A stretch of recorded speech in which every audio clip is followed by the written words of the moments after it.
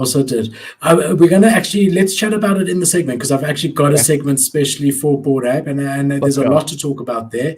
So, all right, let's get into the news. Let's get into it. Latest news. So, the first thing we've got here, this is a really interesting conversation. So, Sudoswap, right? Have you heard of them? I have. Okay. So interesting, right? So we've got a Blockworks article over here. Sudoswap erupts as NFT traders capitalize on royalty-free sales. So for anyone who hasn't heard, Sudoswap is a new platform, almost like an OpenSea. That's a marketplace is the word I was looking for, and that's been launched. And they are saying we do not charge the creator fees. Hmm. So we only charge our fee is just 0.5% opposed to 2.5 that OpenSea charges. We just charge 0.5 and there are no collection fees at all. So we've had a whole debate sparked as a result of this as to whether or not there should be secondary fees.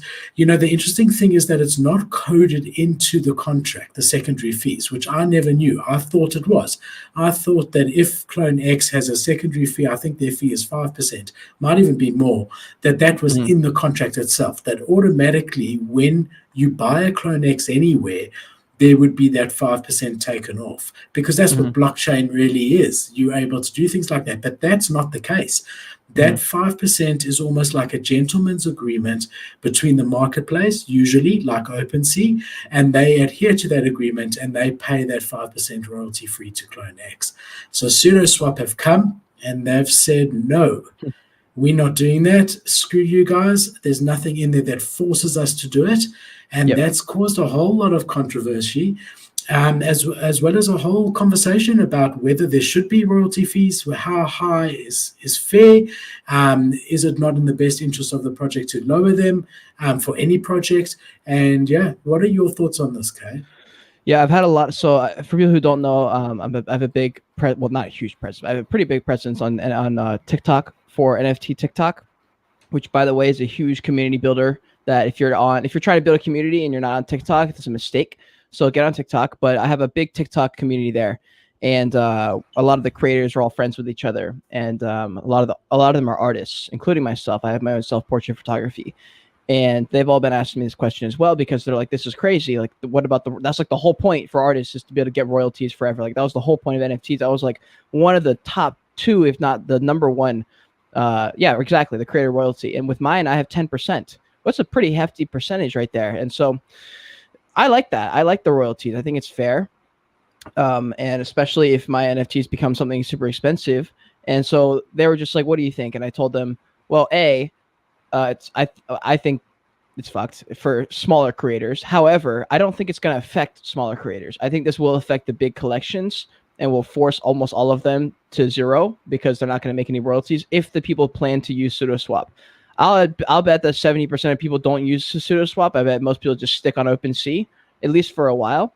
And then I don't think any of the small collections, small art projects like that, I don't think that's going to be a problem. I don't think they're going to bother to switch chains and do all this extra work Yes, to go and just for save for small 4%. floor price, yes. Yeah, that was But my for thought process.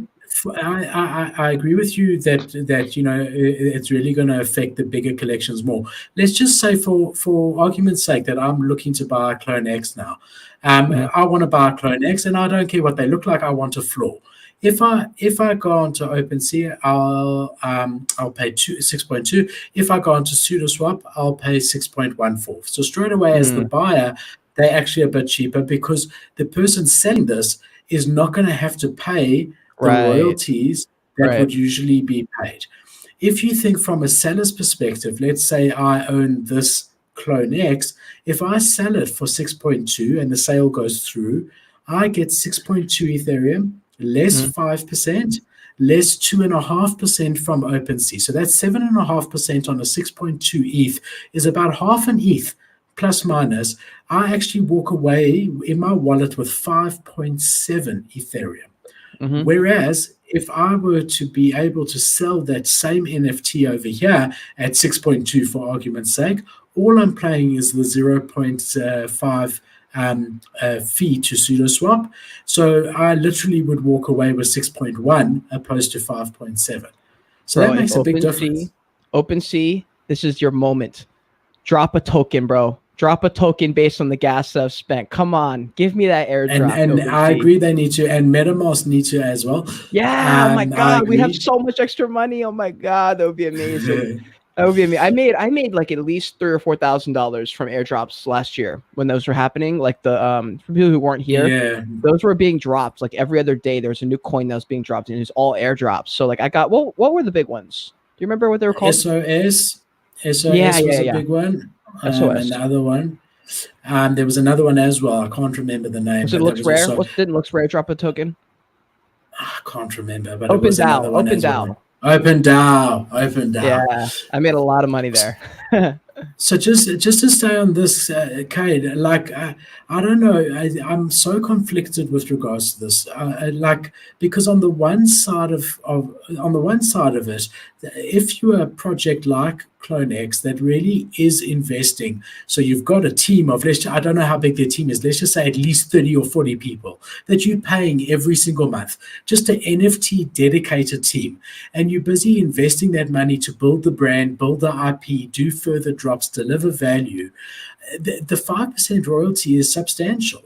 It allows you to pay Yeah, those but dude, they have fees.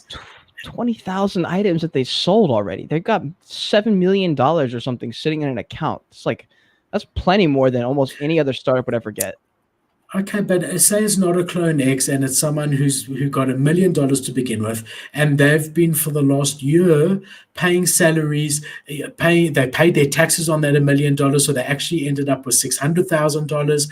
They've been paying salaries of the team. They've been working full on. They will run out of money long term if there isn't another source of income. So that's going to force them in effect to have to drop a secondary collection and charge for it, opposed to doing an airdrop or do some other event that ends up leading to them bringing money in, whether it be after 6 months, after a year, or even after 2 years. That mint money is going to run out. So what guys have been saying is that, okay, maybe what new projects should rather do is they should rather come out and say, okay, from the beginning, we're going to mint a project of 10,000, but we're going to keep 1,000 for the team. So 1,000 of those NFTs will be kept for the team, almost like what are those guys called? Goblins did, and we won't dump them, but that is our thing. But I mean, I do think for real collections, the creator royalty does need to be there for them to be sustainable. On the other